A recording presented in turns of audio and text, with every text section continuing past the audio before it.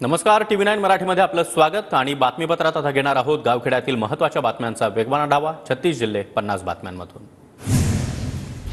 उजनी धरणावर विद्युत रोषणाईतून साकारली तिरंग्याच्या रंगाची प्रतिमा. अतुल भालेराव यांच्या ड्रोन कॅमेऱ्यातील खास दृश्य.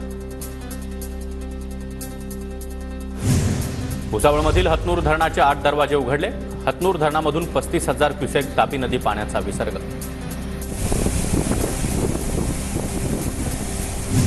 बीडच्या परळी तालुक्यामध्ये सरासरी 69% पावसाची नोंद. 8 गावांना पाणी पुरवठा करणाऱ्या वान मध्यम प्रकल्प ओव्हरफ्लो. गावांचा पाण्याचा प्रश्न मिटला. संभाजीनगरचा अजिंठा घाट निसर्गरम्य वातावरणानं बहरला. ड्रोनच्या माध्यमातून घाटातील नयनरम्य दृश्य कॅमेऱ्यात कैद. कावड यात्रेमुळे परळी नगरी दुमदुमली. कावड यात्रेमध्ये भव्य दिव्य शिवलिंग आणि प्रभू शंकराच्या विशाल मूर्तीची शोभायात्रा. यात्रेमध्ये शिवभक्तांचा मोठ्या संख्येनं सहभाग. भंडाऱ्यामध्ये आदिवासी बांधवांच्या वतीनं आदिवासी सप्ताह राबवण्यात आला. आदिवासी बांधवांकडून सांस्कृतिक रॅलीमध्ये नृत्य आणि गीतांचं सादरीकरण. खानदेशची कुलस्वामिनी कानबाई मातेच्या उत्सवाला सुरुवात. कानबाई माता आणि कण्हेर राजाचा 1 दिवसाच्या उत्सवासाठी धुळे, नंदुरबार आणि जळगाव जिल्ह्यामध्ये मोठा उत्साह. हिंगोलीची कावड यात्रा बीडच्या परळीतील वैद्यनाथ मंदिरामध्ये दाखल. वैद्यनाथाची पूजा करून कावड यात्रा पुन्हा हिंगोलीकडे मार्गस्थ. शरद पवारांचं सोलापूरमध्ये जंगी स्वागत. शहरामध्ये शरद पवार यांच्या उपस्थितीमध्ये भटक्या विमुक्तांचा मेळावा.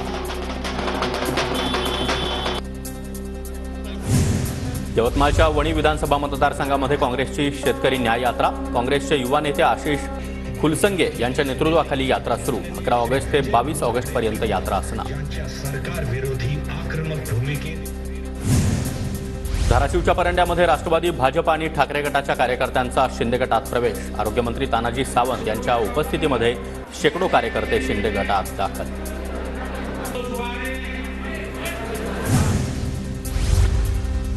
बार्शीच्या 2 टर्म माजी आमदार राहिलेल्या प्रभावती झाडबुके यांनी शरद पवारांना राखी बांधली. प्रकृती बरी नसल्यानं शरद पवार यांनी प्रभावती झाडबुके यांची भेट घेतली.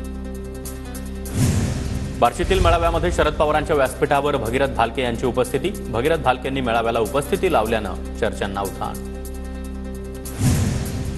वर्धा विधानसभेमध्ये शरद पवार गट उमेदवारी मागणार. माजी आमदार आणि शरद पवार गटाचे नेते सुरेश देशमुख यांचे पुत्र समीर देशमुख यांच्या उमेदवारीसाठी आग्रह धरणार.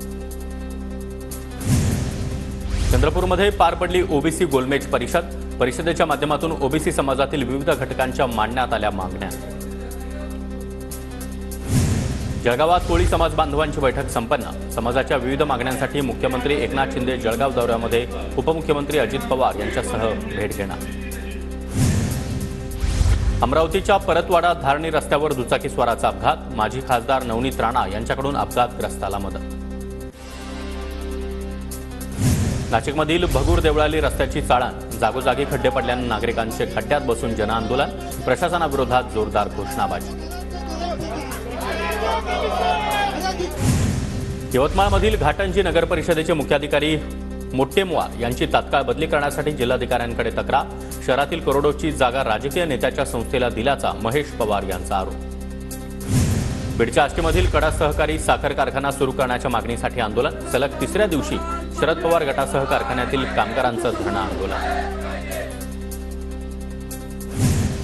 नागपुरातील सिमेंट रस्त्याच्या कामाविरोधात नागरिकांचं आंदोलन. विकासाच्या नावानं शहराचा विनाश सुरू करू नका, आंदोलकांकडून भावना व्यक्त. सोशल मीडियावरील ओळखीनंतर झालेल्या प्रेमातून तरुणीनं रत्नागिरी गाठलं. प्रेमासाठी तरुणी पंजाबच्या मोहालीहून थेट कोकणामध्ये दाखल. मात्र प्रियकर नॉट रिचेबल. फसवणूक झालेली तरुणी सुखरूप परतली.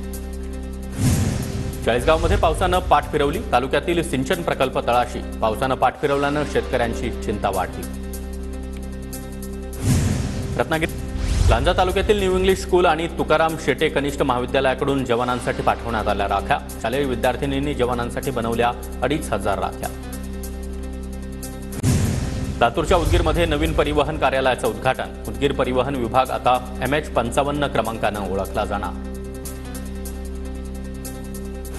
अकोल्यातील पातूरमध्ये भास्कर जाधव यांच्या अज्ञातांनी बॅनर्स फाडले. भास्कर जाधव यांचा अकोल्यातील पातूरमध्ये मेळावा.